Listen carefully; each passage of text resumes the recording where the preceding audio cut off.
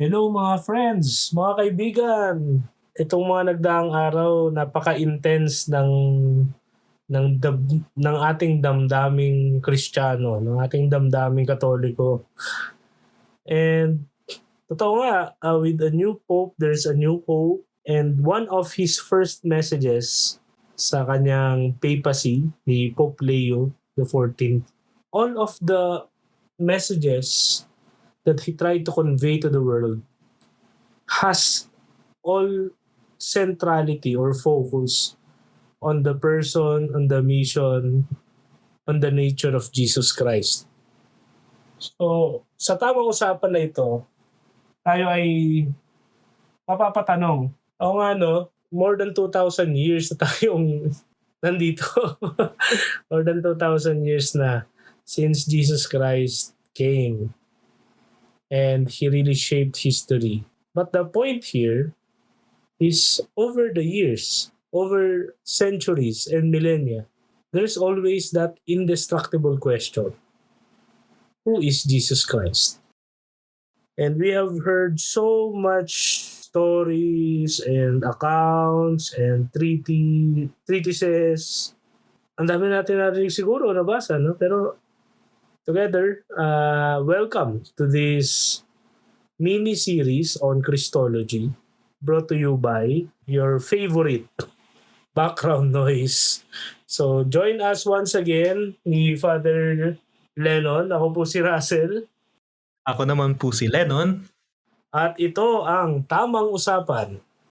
Usapang may tama.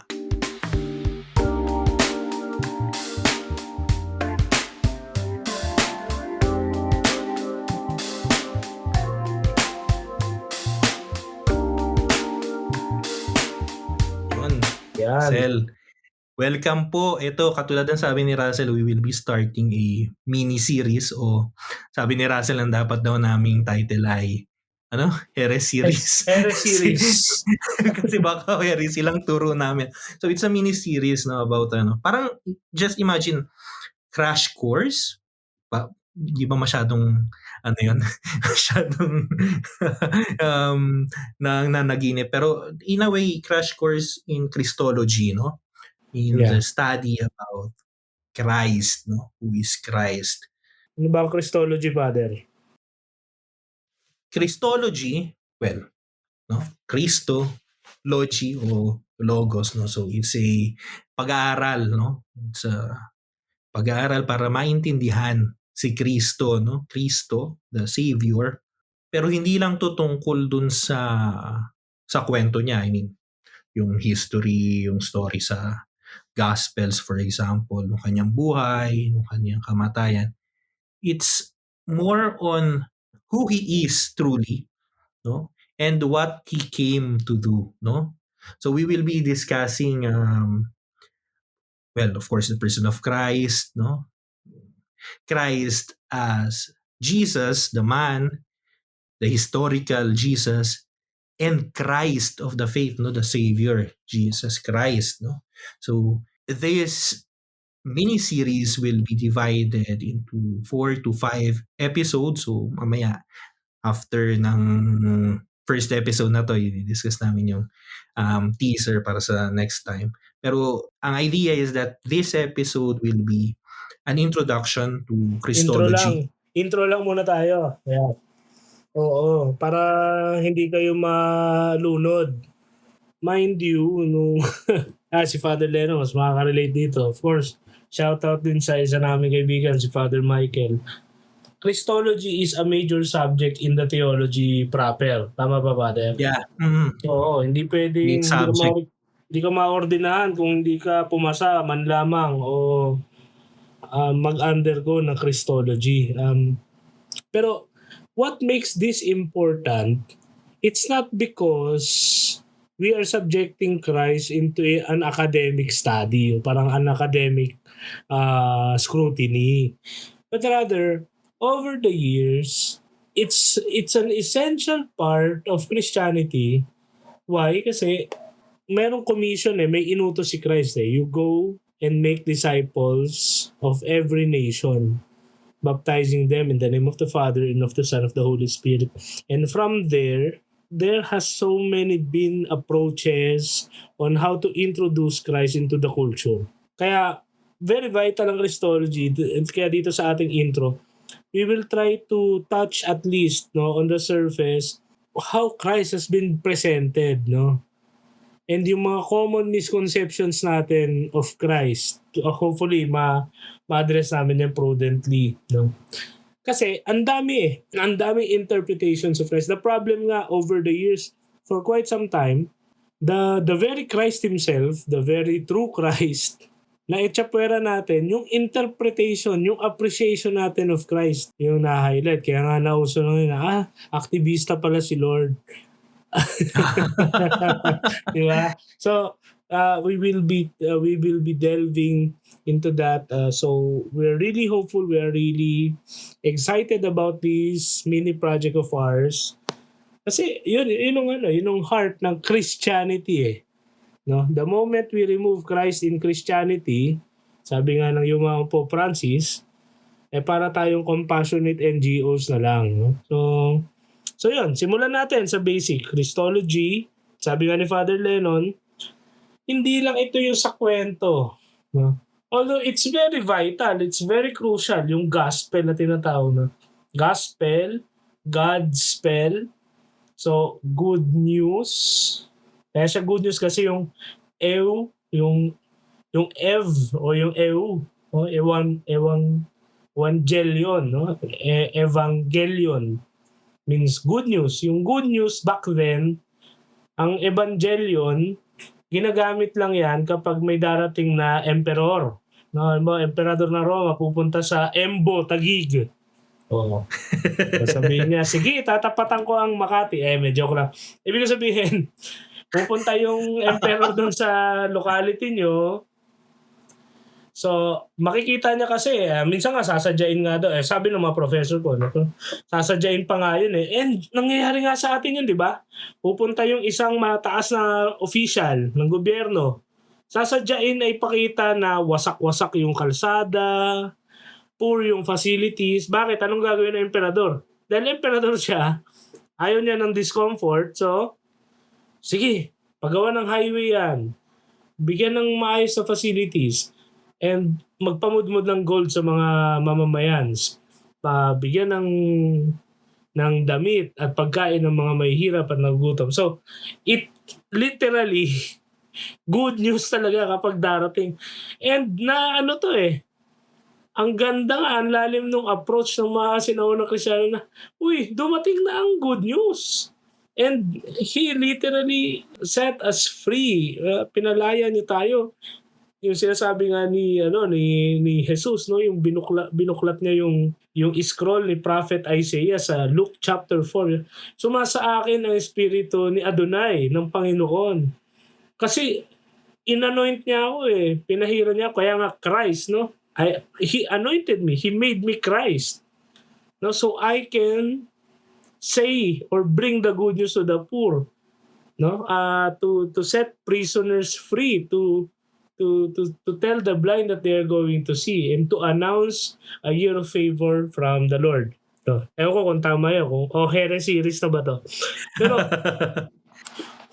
ito yung kwento. This is the gospel. This is the foundation, yung base reference natin. And who He truly is. The point here is, diba, meron kasing merong deep inside of us, merong pagpapakilala sa atin si Jesus Christ. Na it's a matter of something very personal and very deep sa atin. So, is it true? Kailangan ba yun naka-align doon sa canon ng gospel, yung spirituality? So, ito yung mga issues ng Christology. Kasi kung ganun nga, talagang possible magka-appointed son of God, Pads. O last angel. Oo. So, sige Pads, yun. Hindi lang ito sa gospel in the sense na hindi lang historical Jesus. Tama ba, Pads? Yeah, hindi lang historical Jesus. Ito very ano yan very controversial. Very important yun yung term. Very important sa Christology, no.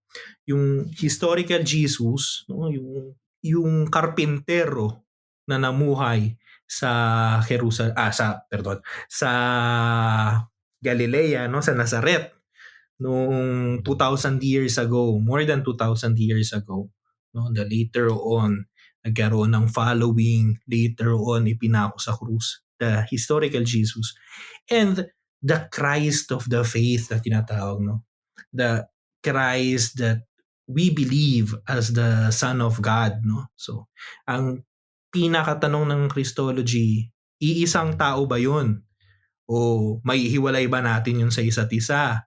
O baka naman imbento lang yung Christ of the faith, no? Sasabihin ng ibang mga liberal theologians. So, yun yung ating Christology helps us understand Jesus as both a historical person and as the eternal Son of God. Pads, very, very, very critical question lang na mula sa akin. Hope you can answer this. Mhm. Is there such a thing as traditional Christology na masasabi nating obsolete na? Na hindi, dapat progressive na tayo kasi Jesus was like this, Jesus was a worker, so we should forget about this kind of teaching about Jesus that we received. Is there such thing as progressive Christology or liberal Christology, and there is the other side na this is the old Christology that we have? May ganun ba? And dapat bang may ganun if ever yes? There are various approaches sa Christology, no, in our quest to answer the question, who is Jesus, no. Actually, sa gospel din naman si Jesus din naman pala. Yun pala nakalimutan natin dun sa introduction. Si Jesus din mismo yung nagsabi na who do you say that I am? Tinanong niya yun sa apostles And then Peter said, no, sabi niya, you are the Christ, the Son of the living God. So, anyway, so ibig sabihin nandun na mismo sa gospel yung ng Christology. Now, approaches, even in the first centuries of Christianity, no, meron ng iba't ibang approaches sa pagkilala kay Kristo, no. You have, for example, nung umusbong na yung mga simbahan, mayroon tayong tinatawag na pentarchy noon, no. So mayroong 5 cities, no, na centers ng Christianity. You have Rome, no. You have the Pope sa Roma. You have Constantinople, the new capital of the Roman Empire. The Patriarch of Constantinople is the ecumenical patriarch of the Orthodox Church. Then you have Jerusalem, kasi as the honorary seat, no, nandun ang galing ang Christianity. You have Antioch and Alexandria.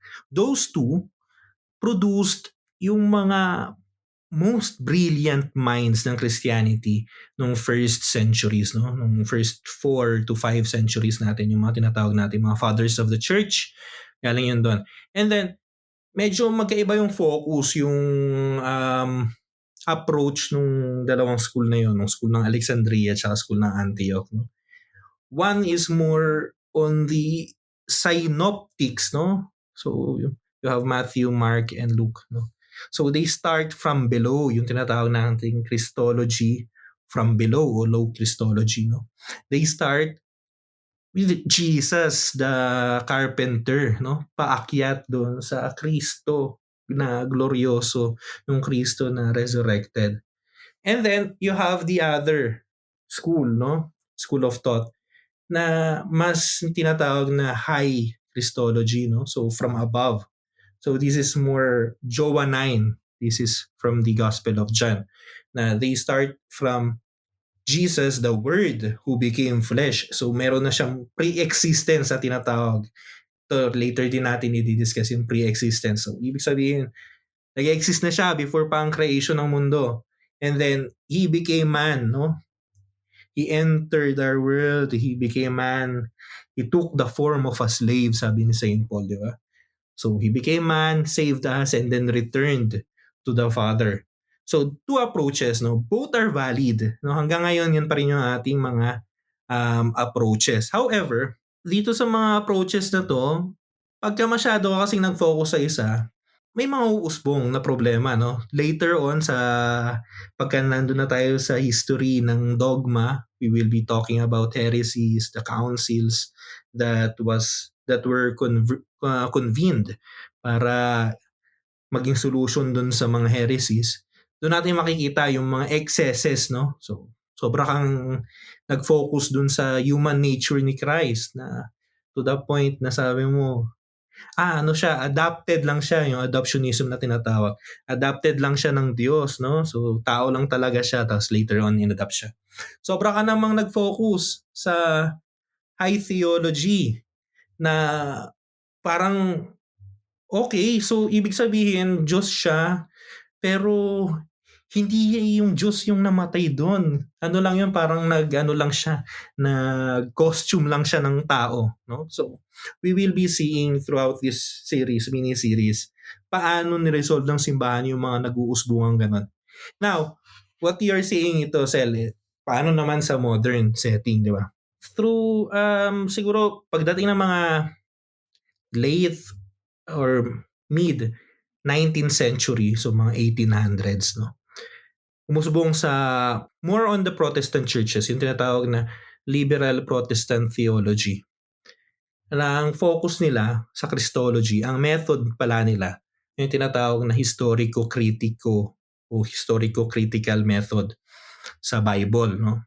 So, ang pagbasa nila ng Biblia is that we will read this as a historical text. No? Titingnan natin dito, alin dito yung tunay, quote-unquote, na nangyari historically. So, dahil walang ebidensya, for example, sa resurrection, so hindi na natin kailangan masyadong mag-focus dun sa mga mythical. Dapat nating i-mythologize ang Christology. So, ibig sabihin pala, hindi natin dapat mag-focus dun sa resurrection. Dapat mag-focus tayo dun sa mabubuting tinuro ni Jesus. So, dahil tinuro niya na ipagtanggol yung mahirap, doon na lang tayo. So, naging ethical lang, no? Na-reduce sa ethical yung religion, na-reduce sa ethical yung Christianity, no? That we can see now, no?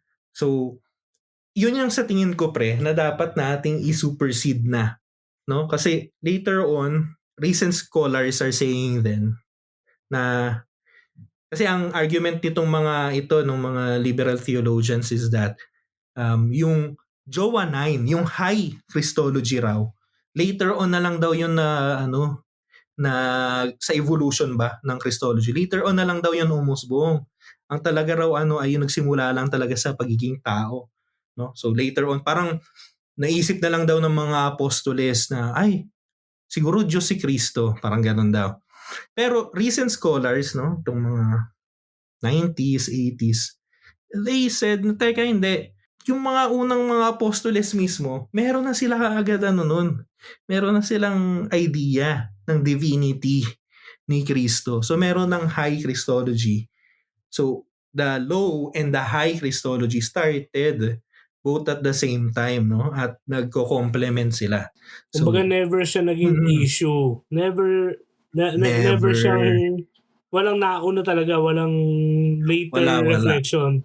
Kumbaga walang first Wittgenstein, second Wittgenstein. Walang early Heidegger, walang late Heidegger, parang ganun.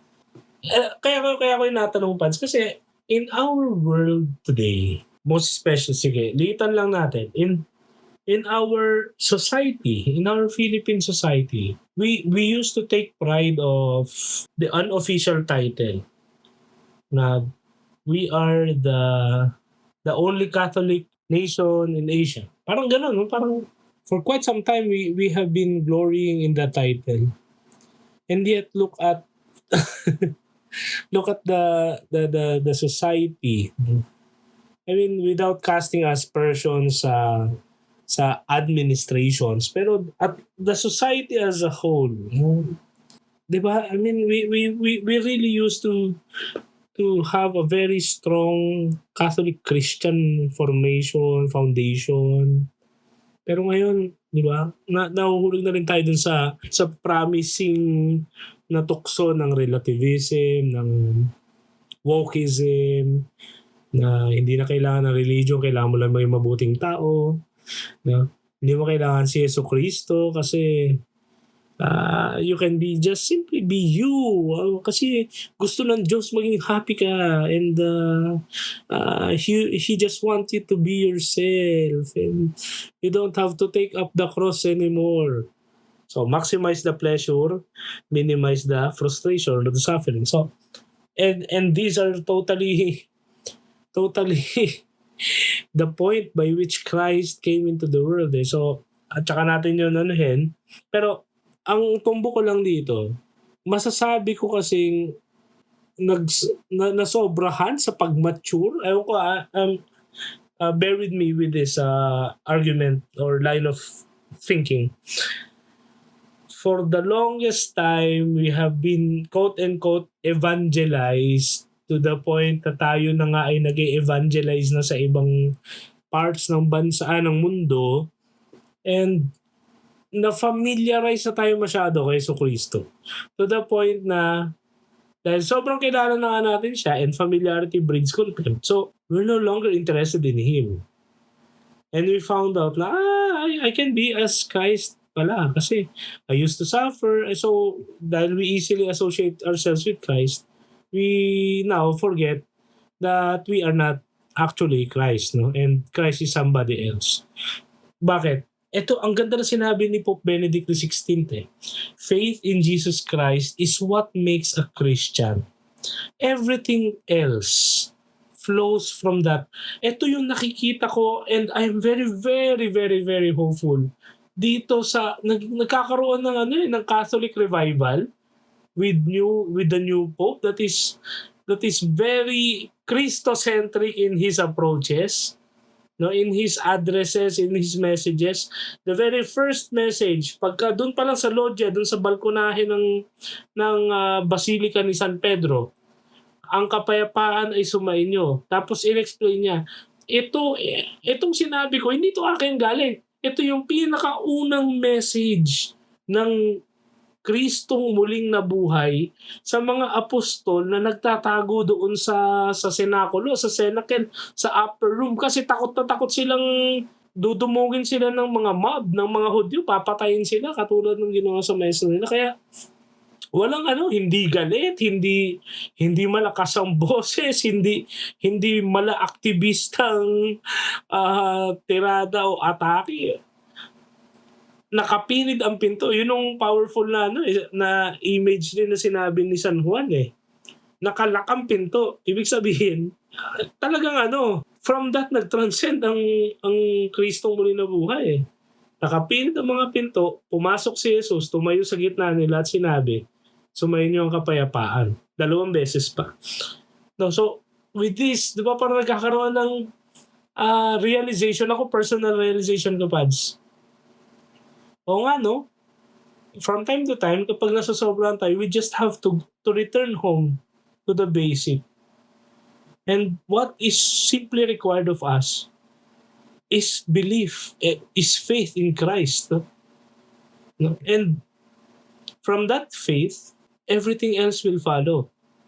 Idugtong ko lang, bago itong sa... Maganda rin pag-usapan natin yung confession ni Pedro May isang pinagaling si Jesus Hindi ko alam kung synoptic gospels ito sa Johannine Pero ang sinabi lang, nung pinagaling niya, ano ba gusto mangyari? Tapos, pinagaling siya, di ba? Parang bulag to Hindi ko alam kung si Bartimaeus ba to Basta ang point, pinagaling siya, hindi niya kilala yung nagpagaling sa kanya. Pero sabi niya, naniniwala ka ba na pagagalingin kita? Opo. Di ba? Tapos, sabi niya, sige, pumunta ka sa mga pare, sabihin mo gumaling ka. Tapos tinakwil siya. Nireject siya ng community. Bumalik siya. Sabi ni Jesus, naniniwala ka ba sa anak ng Diyos? Opo. Kaso hindi ko siya kilala. Sabi niya, yung nakikita ng mga mata mo, siya yun. So, the important thing here is, you just have to believe first, and everything else will follow. Knowledge of Him, eventually the love of Him, eventually the proclaiming of His name. Diba? Diba problema natin sa epistemology yan, sa philosophy? Ano ba ang nauuna talaga? Knowledge o belief? Kasi ang knowledge daw as defined is JTB. Justified through belief. Ang knowledge. Diba? So, when we say that we know Christ, it's because we have justified through belief in Christ. Diba? Na-integrate pa natin pati epistemology, di ba? So, ito rin yung idugtong ko na doon sa napahapyawan kanina ni Father Lennon. Si Jesus mismo ngayon na nagtanong. Kasi yung una yung bulag na pinagaling. And in his way, hindi natin alam kung anong kwento niya, pero I'm hopeful na he also became a faithful disciple till the end. Pero ito, magtanong siya dun sa 12, sa mga alagad niya. Yung mga pre, anong sabi ng mga tao? Sino daw ako? Para sa kanila. Ay, ikaw si, Elias.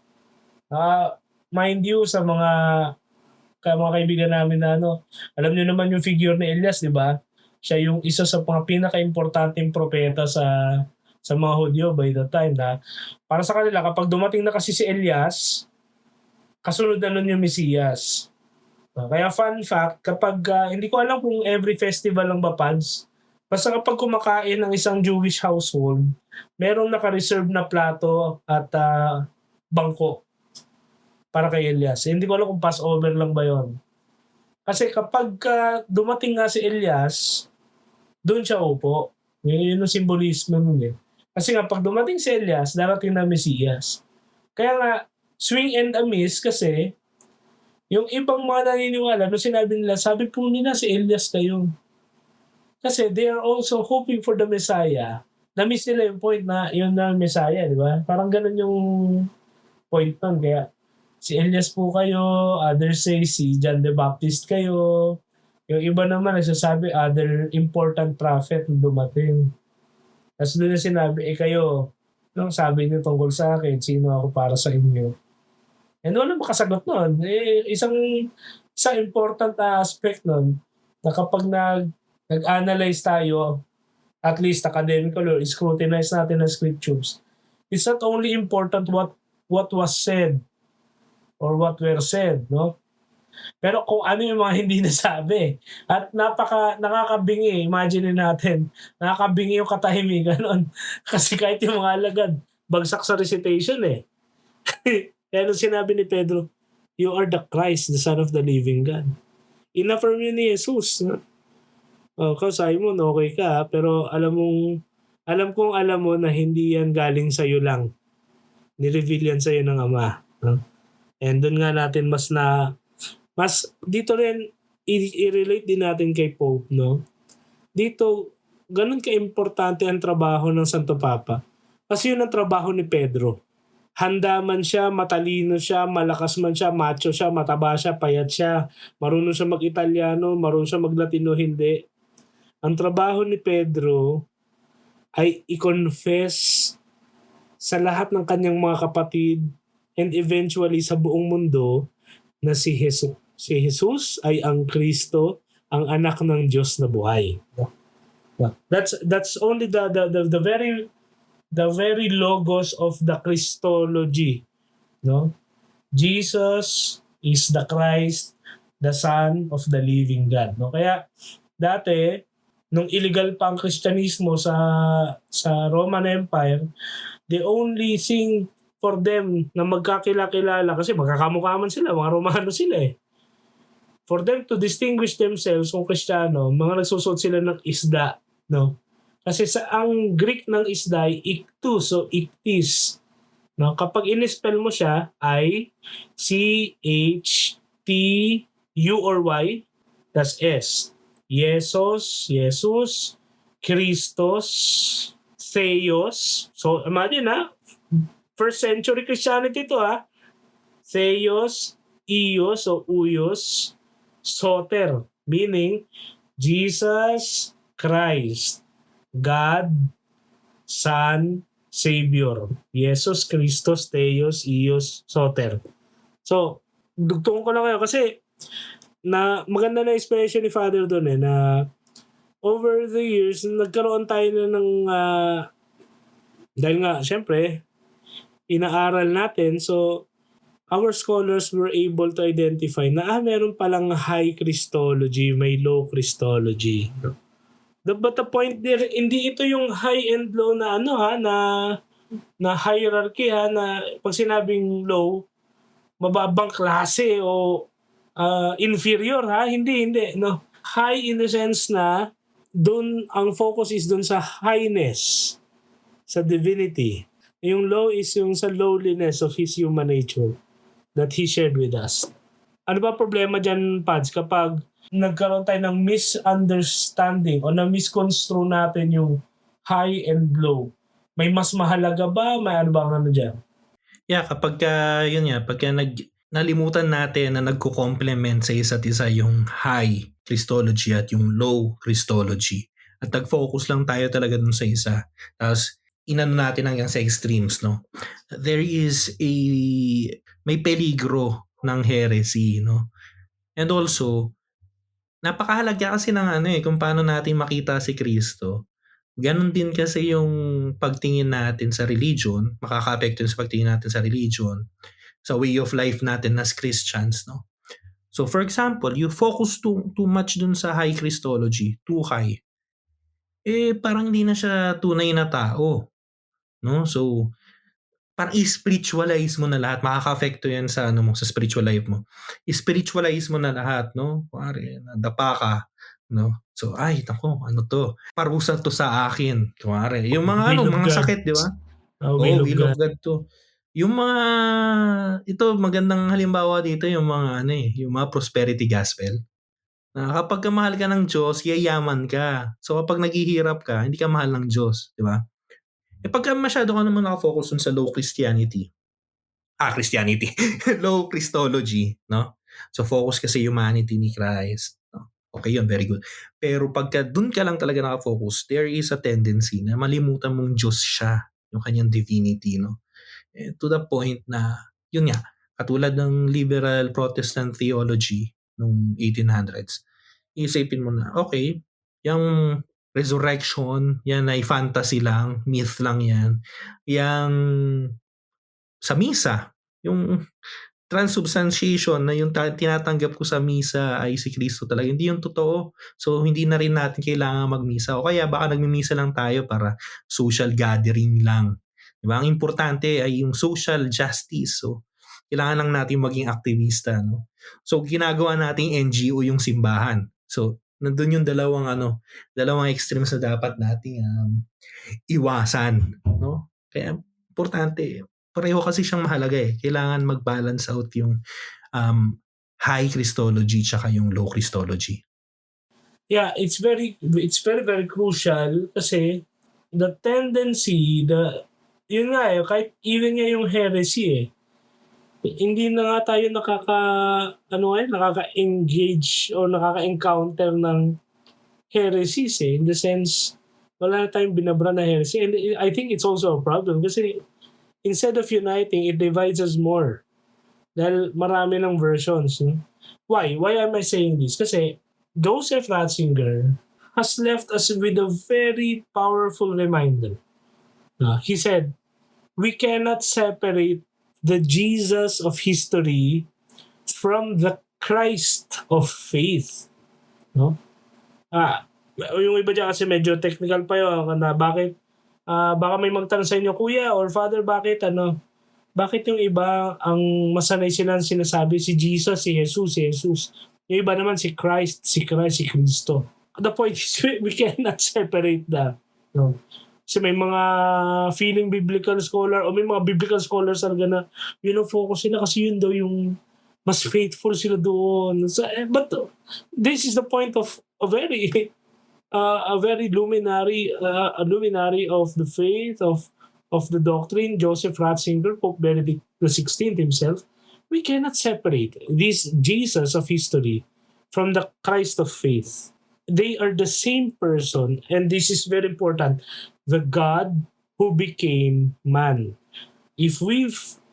Para sa akin na lang to, Pads, kapag masyado tayong focus dun sa social justice, no, good governance. Hindi, joke lang. Hindi naman ako hindi ako construction na CEO. The point here is, if we emphasize more on the social or socio-cultural aspect by which Christ is a revolutionary man who really shaped history, who broke protocols. Ang humble talaga ni sinira niya yung protocols. There's no wrong with that. Pero if we place that on the top of everything, he no longer became the God who became man. He now becomes the man who became God. And that's the problem of society. That's the problem of society. Kaya yung mga heresies ngayon, noon, it's really something na dangerous. Kaya nga sa heresy, kasi hindi naluluma. Every epoch, every pagkakataon sa buhay ng simbahan, masithreaten siya niya kasi the church is holy because the head of the church is Christ. But individually, the parts of that body na mayroong sariling volition, na may sariling reason, may sariling thinking at emotions, we can be strayed away. No? Kasi yun ang problema. Kapag ginawa nating compassionate NGO ang simbahan ni Kristo, magiging tao na naging Diyos. Yun nga yung issue with the great historical figures like Napoleon, like Julius Caesar. These are men who became God or gods, no? Gods with a small g. Kailangan ko linawin yan. So, sa segment na to, Pads, meron ba tayong sa tingin mo, ang tirada ba natin dito, ang dapat bang approach or pananaw natin dito is, kailangan ba balanced yung ating faith, no? By balance meaning, it's not only how I know or believe in Christ, but letting Christ reveal Himself also to me. Let Himself manifest. Let Him manifest Himself to the world. Kasi even the Christology that we have, I strongly believe it's something that was handed down to us by our church fathers, by the apostles themselves, and by Jesus Himself. So they have their own experiences, they have their own tawag natin hugot, no? Just to illustrate lang, no, when ewan ko lang kung anong tradition sa inyo ng biblical theology, pero ang tinuro sa amin nung sa gospel, halimbawa, to make the point ng differences at the same time yung unity.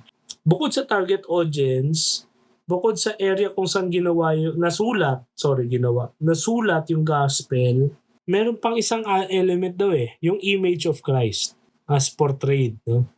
Kasi nga daw, for the evangelist Mark, you can see Christ who really suffered in the garden. He was really begging if this could pass, that he may not drink the chalice, no? Whereas in the Johannine Gospel, you will see a Jesus in control, talagang kalmado. Siya pa yung sumalubong dun sa mga soldiers, no? Sa mga kawal na sinong hanap nila? Si Jesus na taga Nazareth. Ako yun, si Jesus. So, someone na in control, someone na alam niya yung mangyayari, alam niyang kontrolado na binigay sa kanya lahat ng Ama. Sabi nga sa John chapter 13, alam ni Jesus na ibinigay na sa kanya ng Ama ang lahat ng kapangyarihan. So, you have that imagery there. So, balance, no? And ano kaya, possible kaya yun to strike that balance, no? Na may personal belief, sharing with the belief of the church, at the same time giving room, giving space for the real Jesus to touch my life, to manifest Himself in my life, in the world, in the church. Yun, Pats. That's the Catholic faith. Our faith is not of this or this. Kadalasan, ang pananampalataya natin ay both this and this, no? That's the vibrant paradoxes of the faith. Sabi nung isang libro ni Bishop Barron, no? The vibrant paradoxes. It's not a question of or, it's a question of and, no? And that is also, ito, mas later natin to i-discuss kapag nandun na tayo sa heresies, no? Tapos sa councils. Yung idea, especially sa Chalcedon, sa Council of Chalcedon, no? Yung hypostatic union, ito, hindi ko masyadong i-explain yun, pero that in Christ, He is truly human, He is also truly divine. No? Hindi yun nagko-contradict. Pero 100% yung dalawa na yun in one person. And that is also the same sa pananampalataya natin. That the faith of the church, the we believe, is assumed in the I believe. No? Yung akin, yung personal kong experience kay Kristo. Kaya nga, sa misa, no, after, napakaganda ng liturgy natin, wherein do we recite the creed? We recite it after the homily, no? After the liturgy of the word, after hearing the word of God. It is our response, no? The creed. And paano natin nire-recite? We do not recite na we believe. We recite I believe. So in that I, kasama nun yung we, kasama nun yung buong simbahan. Kasi isang boses yung nagdarasal yung nagpo-proclaim ng I believe Isang boses yun na umaakyat sa langit So, your personal belief, your personal experience of Jesus of Nazareth, of Jesus Christ, is also subsumed there in this experience of the Church of Jesus Christ. No? So, walang contradiction doon. Ano yun? Nagsasayo, it takes two to tango, di ba? So, nagsasayo yung dalawa na yun. No? Now, ano to pwedeng mangyari? Ito yung later on nating mga pag-uusapan dito sa ating mini-series. No? So, how did the church manage na i-clarify yung doctrine, yung dogma, yung Christological dogma along the history, no? History ng simbahan, history of Christology.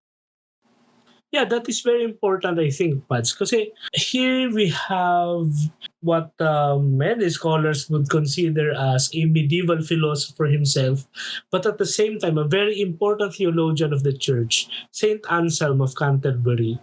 No? Siya yung champion o yung father ng tinatawag na ontological argument na you can prove God's existence by means of reason. No? Pero isa pa sa tsaka natin discussion kasi hindi God's existence yung topic natin Christology to. So may sinasabi kasi si Anselm, well, yun nga rin pala sa ontological nga rin pala yun. Ontological argument, no? Fides querens intellectum, faith seeking understanding. Ang pananampalataya o ang pananalig ay naghahanap ng pagkaunawa o pangunawa. Faith-seeking understanding. Tama ba, Pans? Hindi mo kailangang maging philosopher, hindi mo kailangang maging theologian, mag-aral sa seminaryo in order to reach into an understanding. Hindi mo kailangan ng degrees para matutong magtanong ng malalim. All you just have to do is to really engage, to immerse in that questioning. And Pads, to clarify para sa mga nakikinig sa atin, questioning your faith, is it sin to question your faith? No? Or is there a healthy way of questioning your faith with the intent of deepening it rather than questioning, kasi sabi kasi sa Katoliko ganito yung sabi ko dun sa mga nagsasasayaw na may drums, hindi daw dapat gano'n. So, is there a way to really integrate this sa personal life ko, yung sinasabi ni San Anselmo na faith-seeking understanding, no, na it's something that a Christian, a believer must do actually to not order to grow old in life, but also to grow old and grow up in the faith, to be mature in Christ, no? Sabi nga sa, ano, di ba may mga nagsabi. Ito rin sinasagot ko actually kapag, hindi naman siguro to breaking of the seal of confession. Pero pag may mga nangumpisal sa akin tapos, ano nila, ay nagdududa raw sila sa kanilang faith, nagdududa sila sa Diyos. Na babanggit ko ito na, you will not love someone na hindi mo kilala. Pero hindi mo rin makikilala yung isang tao na hindi mo minamahal. So ito yung ito yung idea dito ni Saint Anselm that our faith, no? Kasi ang faith hindi lang siya hindi lang siya intellectual matter. The faith is also a heart matter, no? So our faith drives us, no, to really know God, to really know Christ, no? Yung ating pananampalataya ay nagdudulot sa atin para maging curious tayo, para magpalalim tayo sa pananampalataya natin. Kaya actually doubts, no, questions are the first steps, no? Kaya ang sinasabi ko, yun, pagka may ganong nagkumpisal sa akin, is that walang problema sa magduda, sa magtanong. Ang importante, hindi mo iwanan yung dialogue mo sa Diyos. No? Hindi ka na lang, okay, nagdududa na ako eh. Parang wala naman siya eh. So, okay, hindi na ako naniniwala. No, manatili ka doon sa dialogue mo sa Diyos. No? Kaya sabi ko, magreklamo ka sa Kanya. Magtanong ka sa Kanya, nasaan ka. Pero wag mong kakalimutan, wag mong iiwanan yung dialogue na yan. And speaking of Saint Anselm, actually, di ba, si Saint Anselm, yung kanyang libro na Proslogion ata yun, na Monologion, famously, sinulat niya yun as if kausap niya yung Diyos. No? Dialogue yun eh. Prayer nga siya actually. Prayer, yeah. Yan yung So, in a way, ganun yung yung nagtutulak sa atin. Yan yung faith eh. And in this context, no? Siguro, yan. Kanina pa namin kino-quote si Joseph Ratzinger or dear Pope Benedict XVI, no? Isa pala siya sa mga, yung kanyang trilogy na Jesus of Nazareth, ang isa sa mga ire-recommend namin sa inyo na further readings. Along the way, nitong mini-series, we will be recommending to you reading materials, no, books, articles, no, ng mga theologians if you want to go deeper. And throughout this series, ang talagang main namin i-recommend sa inyo ay yung Jesus of Nazareth na trilogy, Benedict XVI. Sabi niya, Christian faith stands or falls with the confession of Jesus as the Christ, the Son of the living God. Ibig sabihin, kung hindi totoo na si Jesus ay anak ng Diyos, vain yung ating pananampalataya. No? Kaya nga, hindi tayo bulag-bulagan lang na, okay, nabinyagan ako, Katoliko, so kung ano yung tinuro sa akin ng katekisim, yun na lang yung ko, yung pinaniniwalaan ko. No, we were given the intellect, no, para magtanong, para mag-grasp, no? Hindi natin never nating hindi science ang Diyos eh. Hindi siya scientific experiment eh na pwede nating ilagay diyan tapos i-observe lang natin siya tapos malalaman na natin lahat ng tungkol sa kanya. No. We can only grasp him, no? Pero importante 'yon na mag-grasp pa rin natin, na mag-e-effort pa rin tayo through our own intellectual pursuit, no? And kaya importante yung intellectual pursuit is because of this. Kasi nga, kung hindi totoo na si Kristo ay anak ng Diyos, vain yung ating faith, no? Kaya one of the the goals, no, of this mini-series, hopefully pagdating natin dun sa final episode nito mini-series, is that we have to face the question, are all religions equal? No, kasi may mga may mga nagsasabi ng ganyan. Ano naman yan, same path towards God. Para saan pa si Kristo? No? Why do we have to believe in Christ kung same paths lang, no? So, ibig sabihin ba, no, meron ding mga anak ng Diyos doon sa ibang religion. So, that is also one of the questions we will be answering, no, towards the end of this series. Kaya pala importante pansang Christology. Ang ganda nun, dugtungan ko yun. God in His love, in His immense love for us, He has not given us only free will, but also the intellect to really try, at least to try to understand him, to understand his goal, his mission for us, and to understand him being alive at work in us. Kasi hindi pwedeng naniniwala lang eh. At hindi pwedeng maiwan doon. Kaya nga ang problema, ako, lumaki din ako sa family na yung may mga folk Catholicism na tinatawag, yung meron kaming iba't ibang variant ng ano eh, ng Catholic practices eh, na nung eventually pumasok ako sa seminaryo, hindi pala yun yung tinuturo talaga, no?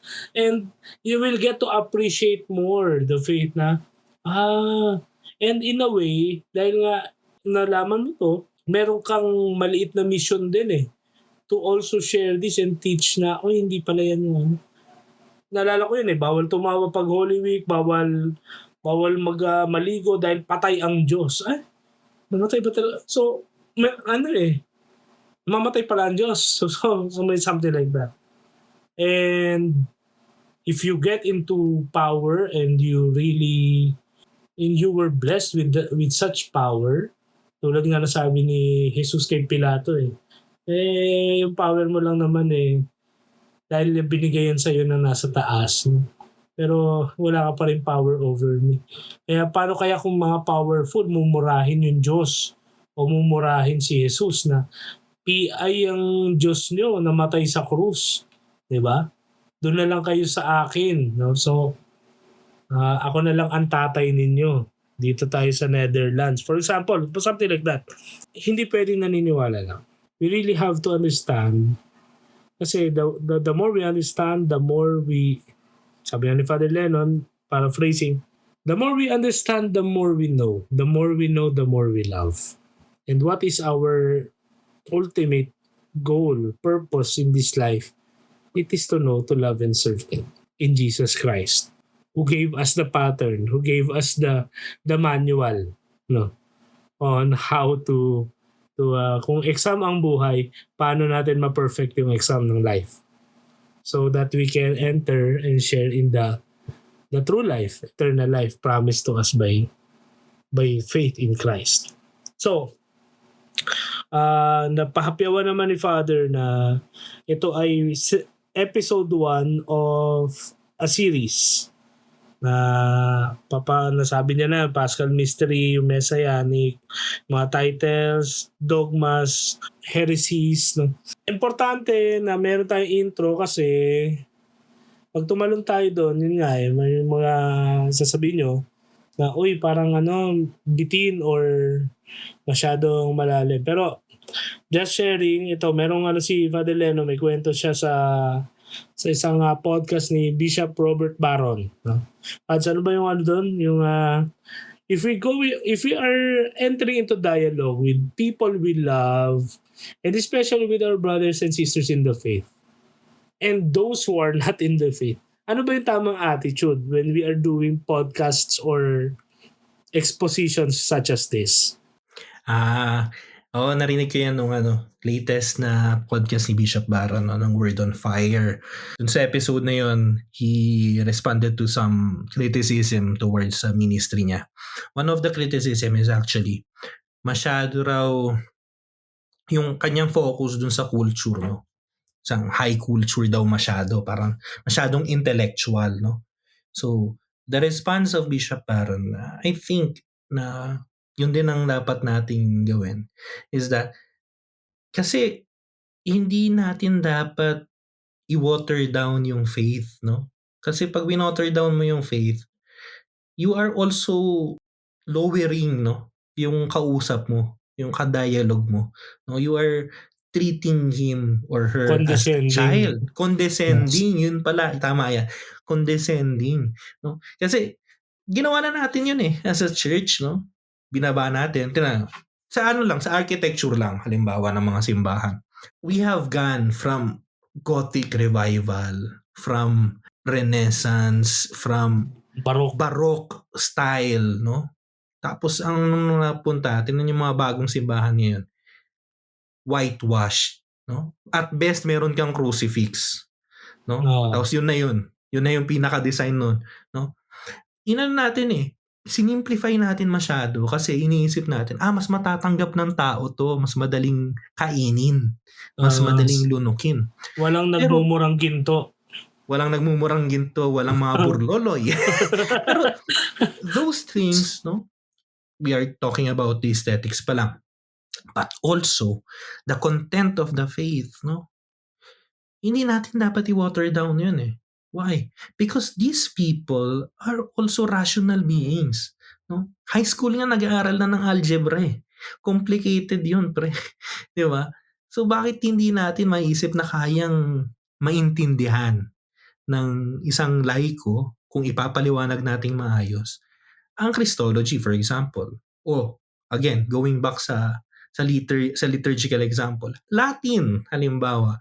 Sabi nila, wag daw kakanta ng Latin ng Gregorian chant kasi di raw maintindihan ng tao.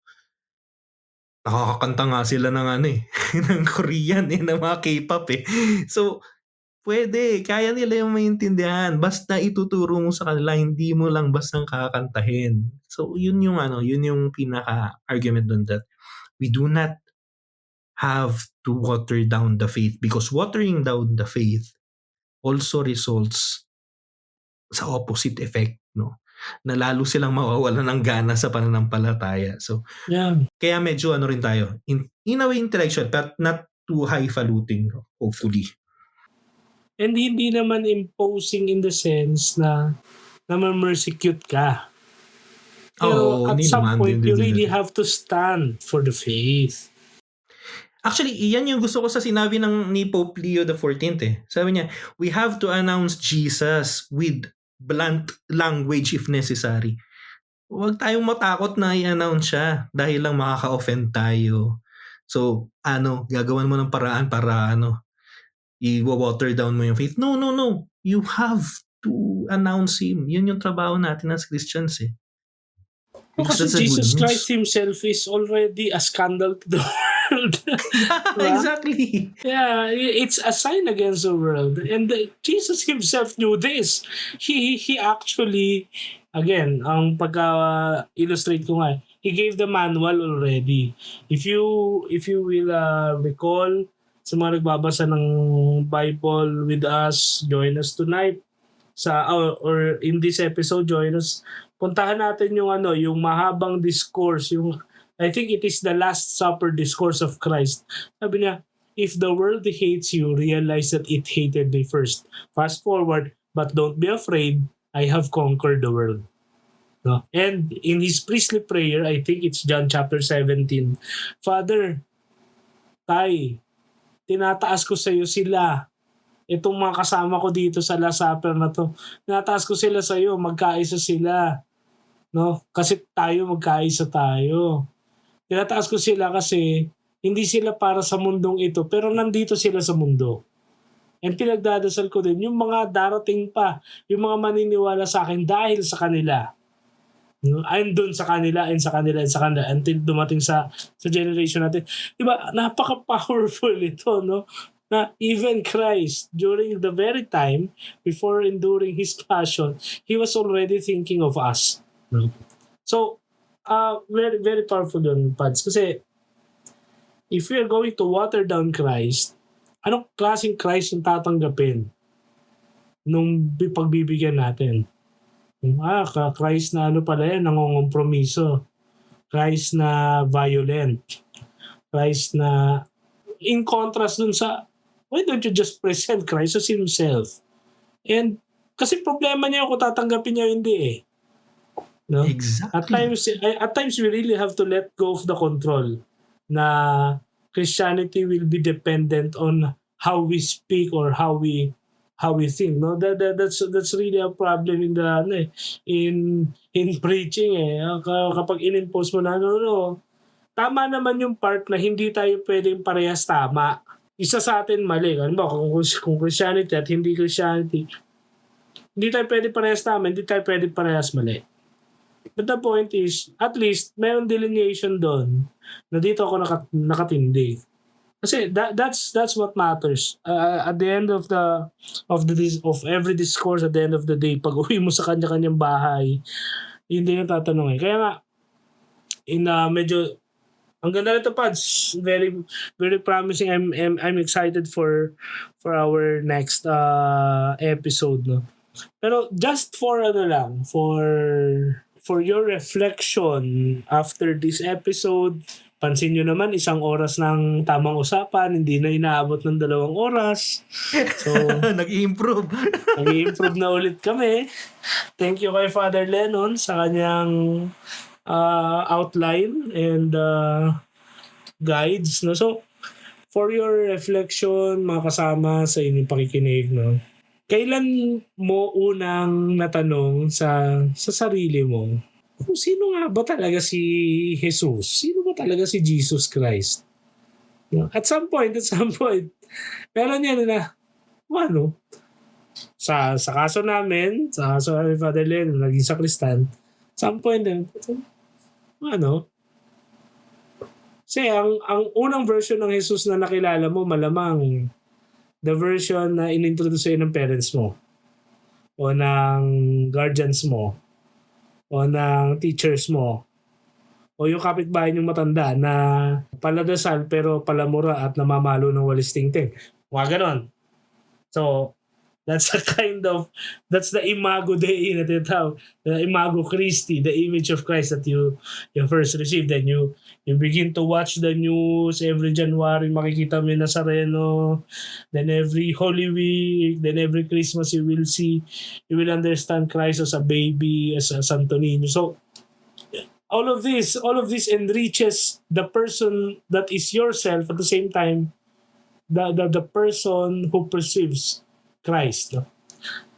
Number 2, sabi dito ni Father Lennon, may point ba sa buhay mo na bumaba or mababa ang tingin mo kay Jesus na hindi na siya Diyos? Ano lang siya? Just like any other figure na lang na popular siya. So, parang si Michael Jackson or si Michael Jordan o si Napoleon Bonaparte or si Alexander the Great. Ganong level na lang na person in history na siya na okay.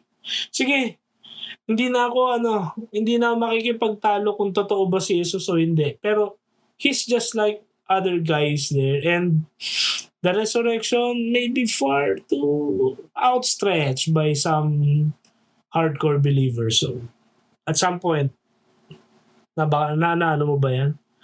Or kung hindi man, kung pinaniniwala, sabihin na lang natin for the sake, pinaniniwalaan mo pa rin, pinangahawakan mo yun, pero na-reduce mo na lang siya as a moral compass na, siya ang taga-dikta kung tama o mali ang gagawin, kung tama o mali ang isang bagay, kung tama o mali ang isang grupo ng mga tao. Dudugtong ko sana yung what would Jesus do? Yung, di ba, yung moral compass lang eh. Pero, yeah. Yeah, pwede, sige. Di ba? Number 3, paano binago ng mas malalim na pag-unawa kay Kristo ang prayer life mo? Kasi, yun nga, the image, yung imago Christi, no? Yung paano natin makita si Kristo, nakaka-apekto yun sa ating buhay as Christians, and most especially sa prayer life natin, spiritual life natin, no? And then 4th, paano natin may iwasan yung sariling imbento na Jesus, yung sarili kong imago Christi na ako yung nag-construct, no? Kasi may ganung tendency, no? If we are created in the image of God, we also have the tendency to create the image of God according to our own image, no? So, paano natin yun maiiwasan? Paano mo maiiwasan? So, that's our 4 points of reflection para dito sa ating umpisa ng ating mini-series ng Christology, no? So, where is this journey going? So, here's a quick preview of the next 4 episodes, no, of our mini-series. Next episode, we will be discussing about the Paschal Mystery. No? Bakit kailangang mamatay si Jesus? No? Pwede naman niya tayong isave na hindi siya namamatay. Bakit kailangan siyang mamatay? And is the resurrection true o isa lang siyang myth? No? So we will be discussing those things. And then after that, ang third installment nitong ating mini-series will be about the messianic claim, no? Yung mga titles ni Kristo, yung kanyang claim as the Messiah, as the Savior. So we will be visiting the titles: Son of God, Son of Man, Messiah, no, Lord, no? Kristo. So ano bang ibig sabihin nitong mga ito?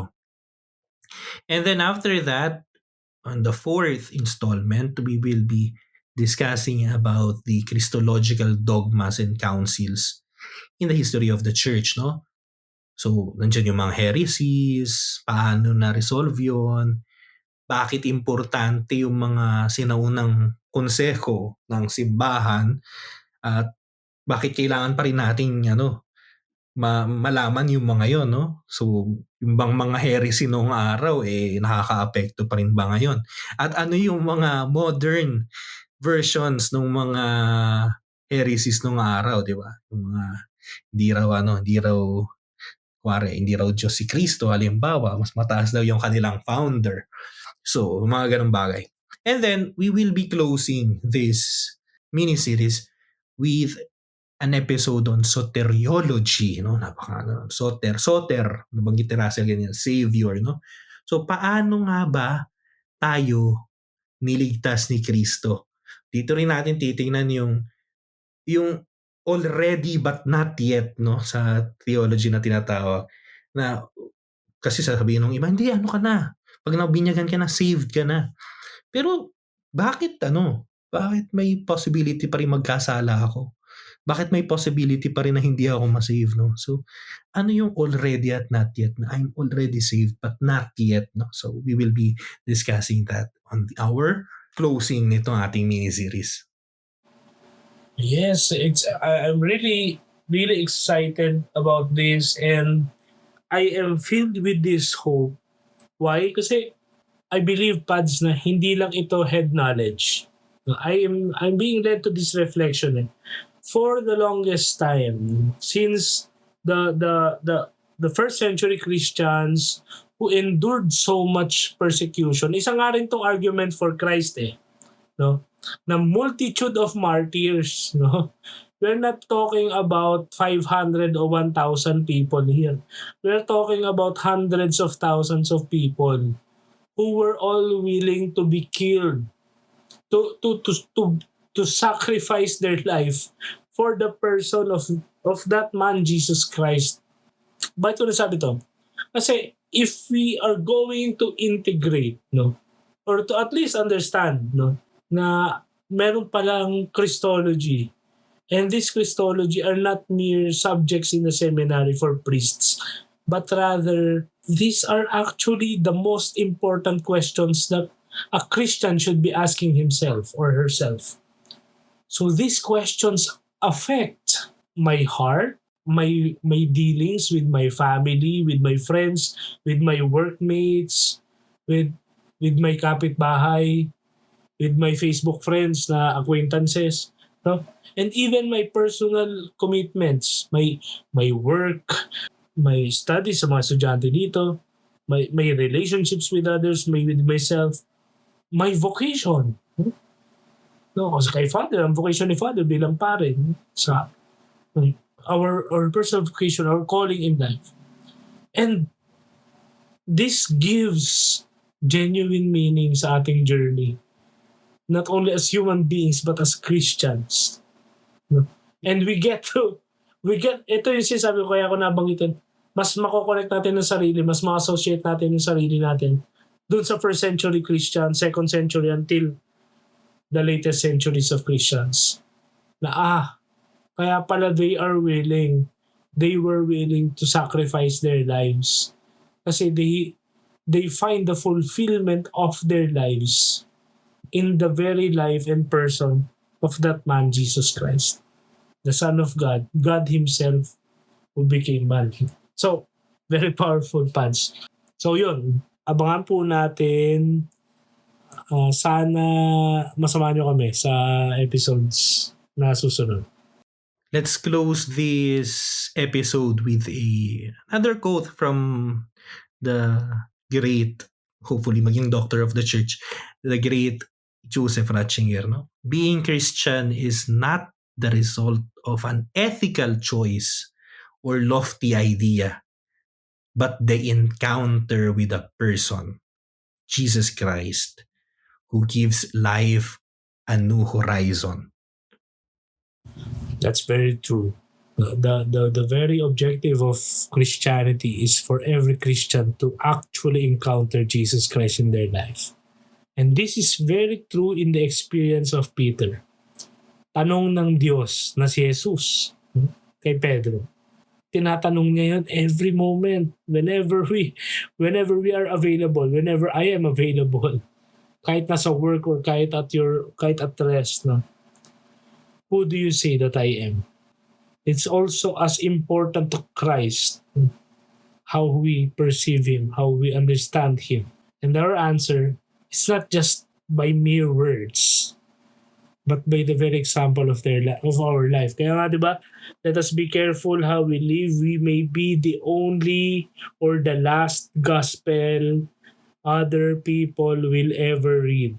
So again, let us be careful how we live. We may be the last gospel other people will ever read. So, yun. See you next episode, mga kasama, Maraming salamat po sa pagsama dito sa ating introduction, no? First episode ng ating mini-series ng Christology. And don't forget to follow us, subscribe, no? Sa kung saan man kayo nakikinig. Spotify man yan, Apple, Amazon, o kahit dun sa website natin na kasi available din to sa website natin, tamangusapanpod.com, no? And also please share this with friends, no? Na sa tingin niyo ay makakatulong sa kanila. So, kita-kits or magkarinigan ulit tayo next week next episode, no? The Paschal Mystery, the Cross, and the Empty Tomb. Bakit kailangan magdusa, mamatay, at muling mabuhay si Jesucristo? Huwag natin patagalin pa at meron naman next episode. So, see you all. Magkasama-sama tayo muli. Muli po, ito po si Russell. Ito naman po si Lennon. At ito ang Tamang Usapan. Usapang may tama. Yan.